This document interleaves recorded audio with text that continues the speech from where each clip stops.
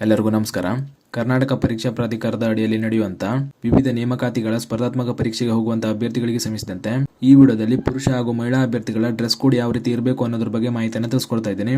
ಅದೇ ರೀತಿ ಪರೀಕ್ಷೆಗೆ ಹೋಗುವಂತಹ ಅಭ್ಯರ್ಥಿಗಳು ಪರೀಕ್ಷಾ ಕೇಂದ್ರದಲ್ಲಿ ಅನುಸರಿಸಬೇಕಾಗಿರುವಂತಹ ಕೆಲವು ಕ್ರಮಗಳ ಬಗ್ಗೆ ಕೂಡ ಮಾಹಿತಿಯನ್ನು ತಿಳಿಸ್ಕೊಡ್ತಾ ಇದ್ದೀನಿ.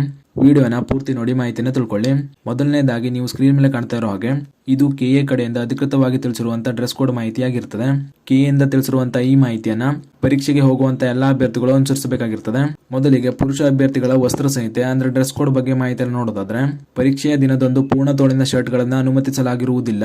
ಆದ್ದರಿಂದ ಪುರುಷ ಅಭ್ಯರ್ಥಿಗಳು ಅರ್ಧ ತೋಳಿನ ಶರ್ಟ್ ಗಳನ್ನ ಧರಿಸುವುದು ಖಚಿತಪಡಿಸಿಕೊಳ್ಳಬೇಕು.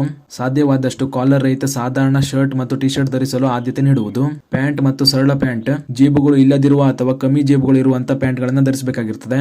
ಇದು ಪುರುಷ ಅಭ್ಯರ್ಥಿಗಳಿಗೆ ಆದ್ಯತೆಯ ಡ್ರೆಸ್ ಕೋಡ್ ಆಗಿದೆ. ಕುರ್ತಾ ಪೈಜಾಮನ್ನು, ಜೀನ್ಸ್ ಪ್ಯಾಂಟ್ ಅನ್ನು ಅನುಮತಿಸುವುದಿಲ್ಲ. ಪುರುಷ ಅಭ್ಯರ್ಥಿಗಳು ಧರಿಸುವ ಬಟ್ಟೆಗಳು ಹಗುರವಾಗಿರಬೇಕು. ಅಂದರೆ ಜಿಪ್ ಪ್ಯಾಕೆಟ್ಗಳು, ದೊಡ್ಡ ಬಟನ್ಗಳು ಮತ್ತು ವಿಸ್ತಾರವಾದ ಕಸೂತಿ ಇರುವ ಬಟ್ಟೆಗಳು ಇರಬಾರದು. ಪರೀಕ್ಷಾ ಹಾಲ್ ಒಳಗೆ ಶೂಗಳನ್ನ ಕಟ್ಟುನಿಟ್ಟಾಗಿ ನಿಷೇಧಿಸಲಾಗಿದೆ. ಅಭ್ಯರ್ಥಿಗಳು ಸ್ಯಾಂಡಲ್ ಅಥವಾ ತೆಳುವಾದ ಅಡಿಭಾಗ ಇರುವ ಚಪ್ಪಲಿಗಳನ್ನು ಧರಿಸುವುದು. ಅಭ್ಯರ್ಥಿಗಳು ಕುತ್ತಿಗೆಯ ಸುತ್ತ ಯಾವುದೇ ಲೋಹದ ಆಭರಣಗಳನ್ನು ಧರಿಸುವುದು ಅಥವಾ ಕಿವಿಯೋಲೆ, ಉಂಗುರಗಳು ಮತ್ತು ಕಡಗಗಳನ್ನು ಧರಿಸುವುದು ನಿಷೇಧಿಸಲಾಗಿದೆ ಅಂತ ಈ ರೀತಿ ಪುರುಷ ಅಭ್ಯರ್ಥಿಗಳ ಡ್ರೆಸ್ ಕೋಡ್ ಇರಬೇಕು ಅನ್ನೋದ್ರ ಬಗ್ಗೆ ಮಾಹಿತಿಯನ್ನು ನೀಡಿದ್ದಾರೆ. ಅದೇ ರೀತಿ ಮಹಿಳಾ ಅಭ್ಯರ್ಥಿಗಳ ವಸ್ತ್ರ ಸಂಹಿತೆ ಅಂದ್ರೆ ಡ್ರೆಸ್ ಕೋಡ್ ಬಗ್ಗೆ ನೋಡೋದಾದ್ರೆ, ಮಹಿಳಾ ಅಭ್ಯರ್ಥಿಗಳು ವಿಸ್ತಾರವಾದ ಕಸೂತಿ, ಹೂಗಳು, ಬ್ರೋಚ್ಗಳು ಅಥವಾ ಬಟನ್ಗಳು ಹೊಂದಿರುವ ಬಟ್ಟೆಗಳನ್ನು ಧರಿಸುವುದು ನಿಷೇಧಿಸಲಾಗಿದೆ. ಪರೀಕ್ಷೆಯ ದಿನದಂದು ಪೂರ್ಣ ತೋಳಿನ ಬಟ್ಟೆಗಳನ್ನ ಅಥವಾ ಜೀನ್ಸ್ ಪ್ಯಾಂಟ್ ಧರಿಸಬಾರದು. ಅದರ ಬದಲಾಗಿ ಅರ್ಧ ತೋಳಿನ ಬಟ್ಟೆಗಳನ್ನ ಮುಜುಗರವಾಗದಂತೆ ಮತ್ತು ಮೇಲೆ ಉಲ್ಲೇಖಿಸಿರುವ ಬಗೆಯಲ್ಲಿ ನಿಯಮದಂತೆ ಧರಿಸುವಂತೆ ನಿರ್ದೇಶಿಸಲಾಗಿದೆ. ಎತ್ತರವಾದ ಹಿಮ್ಮಡಿಯ ಶೂಗಳನ್ನ ಅಥವಾ ಚಪ್ಪಲಿಗಳನ್ನ ಮತ್ತು ದಪ್ಪವಾದ ಅಡಿಭಾಗ ಹೊಂದಿರುವ ಶೂಗಳನ್ನಾಗಲಿ ಅಥವಾ ಚಪ್ಪಲಿಗಳನ್ನಾಗಲಿ ಧರಿಸಬಾರದು. ತೆಳುವಾದ ಅಡಿಭಾಗ ಹೊಂದಿರುವ ಚಪ್ಪಲಿಗಳನ್ನು ಧರಿಸುವುದು ಕಡ್ಡಾಯವಾಗಿರುತ್ತದೆ. ಮಹಿಳಾ ಅಭ್ಯರ್ಥಿಗಳಿಗೆ ಮಂಗಳಸೂತ್ರ ಮತ್ತು ಕಾಲುಂಗರಗಳನ್ನು ಹೊರತುಪಡಿಸಿ ಉಳಿದ ಯಾವುದೇ ರೀತಿಯ ಲೋಹದ ಆಭರಣಗಳನ್ನು ಧರಿಸುವುದು ನಿಷೇಧಿಸಲಾಗಿದೆ. ಹೀಗೆ ಈ ರೀತಿಯ ಡ್ರೆಸ್ ಕೋಡ್ ನ ಮಹಿಳಾ ಅಭ್ಯರ್ಥಿಗಳು ಅನುಸರಿಸಬೇಕಾಗಿರುತ್ತದೆ. ನಂತರ ಪರೀಕ್ಷಾ ಕೇಂದ್ರದಲ್ಲಿ ನಿಷೇಧಿತ ವಸ್ತುಗಳ ಪಟ್ಟಿಯನ್ನು ನೋಡೋದಾದ್ರೆ, ಡ್ರೆಸ್ ಕೋಡ್ ಅನ್ನ ಅನುಸರಿಸುವುದರ ಜೊತೆಗೆ ಕೆಳಗೆ ಪಟ್ಟಿ ಮಾಡಲಾದ ಯಾವುದೇ ನಿಷೇಧಿತ ವಸ್ತುಗಳನ್ನ ಪರೀಕ್ಷಾ ಕೇಂದ್ರಕ್ಕೆ ತೆಗೆದುಕೊಂಡು ಹೋಗದಂತೆ ಅಭ್ಯರ್ಥಿಗಳು ಖಚಿತಪಡಿಸಿಕೊಳ್ಳಬೇಕು.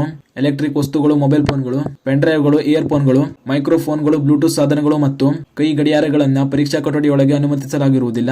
ತಿನ್ನಬಹುದಾದ ಪದಾರ್ಥಗಳನ್ನ ಪರೀಕ್ಷಾ ಕೊಠಡಿಯೊಳಗೆ ತರುವುದನ್ನ ಹಾಗೂ ತಿನ್ನುವುದನ್ನು ನಿಷೇಧಿಸಲಾಗಿದೆ. ಬಣ್ಣದ ಹಾಗೂ ಲೋಹದ ಕುಡಿಯುವ ನೀರಿನ ಬಾಟಲಿಗೂ ಸಹ ಅನುಮತಿ ಇರುವುದಿಲ್ಲ ಅಂತ ತಿಳಿಸಿದ್ದಾರೆ. ಪರೀಕ್ಷಾ ಕೇಂದ್ರದಲ್ಲಿಯೇ ಕುಡಿಯುವ ನೀರಿನ ವ್ಯವಸ್ಥೆ ಕಲ್ಪಿಸಲಾಗುವುದು.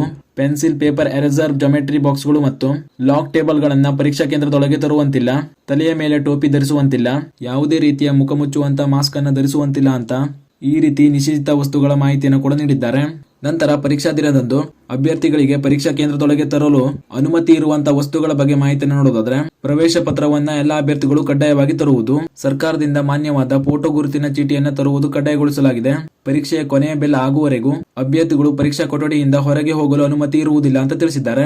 ಆದ್ದರಿಂದ ಪರೀಕ್ಷೆಗೆ ಹೋಗುವಂತಹ ಎಲ್ಲಾ ಅಭ್ಯರ್ಥಿಗಳು ಕಡ್ಡಾಯವಾಗಿ ನಿಮ್ಮ ಪ್ರವೇಶ ಪತ್ರ ಮತ್ತು ಸರ್ಕಾರದಿಂದ ಮಾನ್ಯವಾದ ಗುರುತಿನ ಚೀಟಿ ಅಂದ್ರೆ ನಿಮ್ಮ ಐಡೆಂಟಿಟಿ ಪ್ರೂಫ್ ಆಗಿ ಯಾವ್ದಾದ್ರು ಒಂದು ಐಡಿ ಪ್ರೂಫ್ ನ ತೆಗೆದುಕೊಂಡು ಹೋಗಬೇಕಾಗಿರ್ತದೆ. ಅದೇ ರೀತಿ ನೀವು ಕೆಳಗೆ ನೋಡ್ತಾ ಇರಬಹುದು, ಮೇಲೆ ನಿಗದಿಪಡಿಸಲಾಗಿದ್ದ ವಸ್ತ್ರ ಸಂಹಿತೆಯನ್ನು ಅಭ್ಯರ್ಥಿಗಳು ಕಡ್ಡಾಯವಾಗಿ ಪಾಲಿಸತಕ್ಕದ್ದು ಅಂತ ತಿಳಿಸಿದ್ದಾರೆ.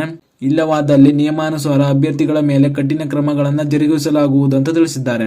ಅಂದ್ರೆ ಪರೀಕ್ಷೆಗೆ ಹೋಗುವಂತ ಅಭ್ಯರ್ಥಿಗಳಿಗೆ ಸ್ಟ್ರಿಕ್ಟ್ ಆಗಿ ಈ ಡ್ರೆಸ್ ಕೋಡ್ ನ ನೀಡಲಾಗಿದೆ. ಎಲ್ಲಾ ಅಭ್ಯರ್ಥಿಗಳು ಈ ನೋಟಿಸ್ ನಲ್ಲಿ ನಿಮಗೆ ತಿಳಿಸಿರುವಂತೆ ನಿಮ್ಮ ಡ್ರೆಸ್ ಕೋಡ್ ನ ಕಡ್ಡಾಯವಾಗಿ ಪಾಲನೆ ಮಾಡಿಕೊಂಡು ಹೋಗಬೇಕಾಗಿರ್ತದೆ. ಆದ್ದರಿಂದ ಈ ಮಾಹಿತಿಯನ್ನ ಪರೀಕ್ಷೆಗೆ ಹೋಗುವಂತ ನಿಮ್ಮ ಸ್ನೇಹಿತರು ಕೂಡ ಶೇರ್ ಮಾಡಿ. ಜೊತೆಗೆ ಇದೇ ರೀತಿ ಮುಂಬರುವಂತಹ ಮಾಹಿತಿಗಳಿಗಾಗಿ ಚಾನೆಲ್ ನ ಸಬ್ಸ್ಕ್ರೈಬ್ ಮಾಡಿ ಅಂತ ಹೇಳ್ತಾ ಈ ವಿಡಿಯೋನ ಇಲ್ಲಿಗೆ ಮುಗಿಸ್ತಾ ಇದ್ದೀನಿ. ಧನ್ಯವಾದಗಳು.